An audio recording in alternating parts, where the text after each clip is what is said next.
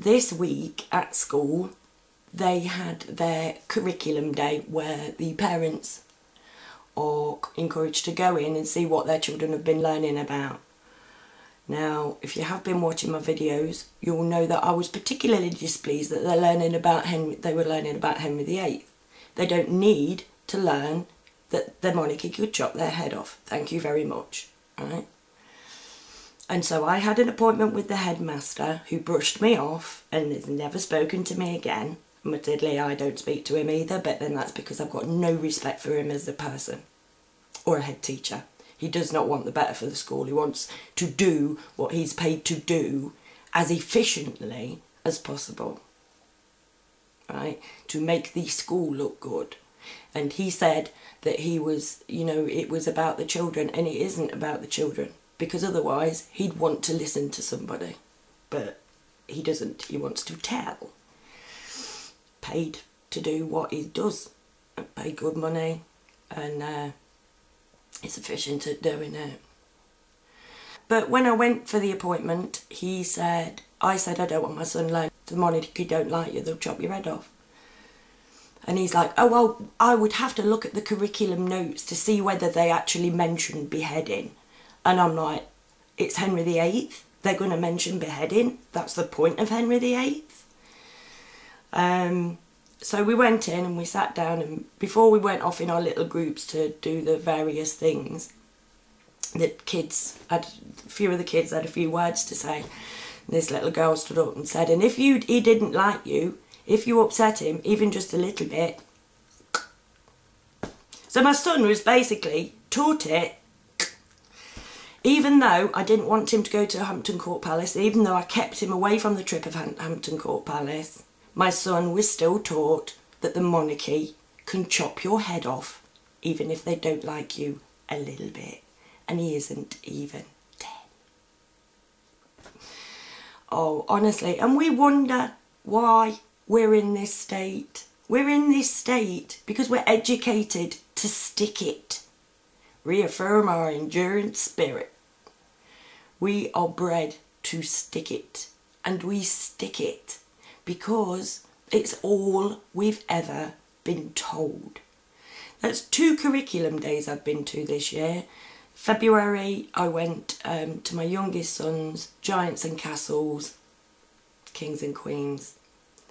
And then now we've got the Tudors, Kings and Queens, War. Part of the activities, we went to the ICT suite, and there were 5 different things. You could design a Tudor room, which took all of a minute. Me and my son sat separately, designed one each, and they looked practically identical, and we'd done them with different stuff. And the rest, there were 2 of jousting. There was a sword fighty game, you know, fighting with King Henry. And there was a quiz on Henry VIII's wives. And you could hear all the mothers going, oh, how many did he marry? Which one did he marry first? You know what I mean? Because we had that education at school, and everybody wants to remember what it is so that we can look good to everybody else. Do you know what I mean?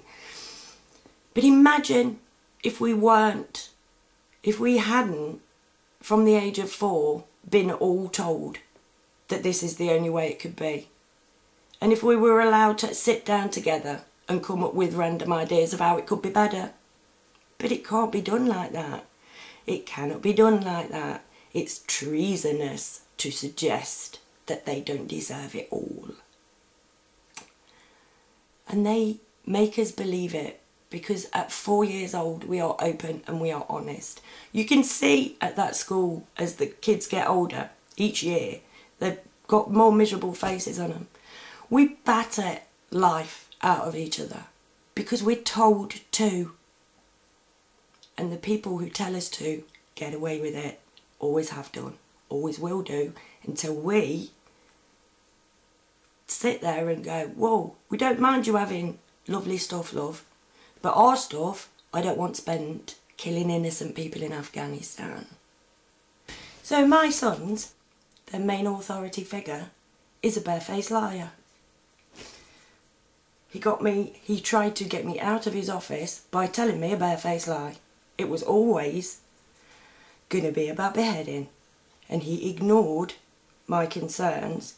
In fact, he just basically lied to my face to get me out of the room. And that is the man who is currently, he has more say over how my children are brought up than I do. He has more influence over my son's future decisions, the way that their life will pan out, the way that they choose to behave. And he is a barefaced liar. Ain't I lucky? Ain't I lucky? I tell you what, my life now, this minute, I just whip the fucking woo, mate. I don't think I could handle much more of this excitement. I'm so happy with my lot. It's untrue.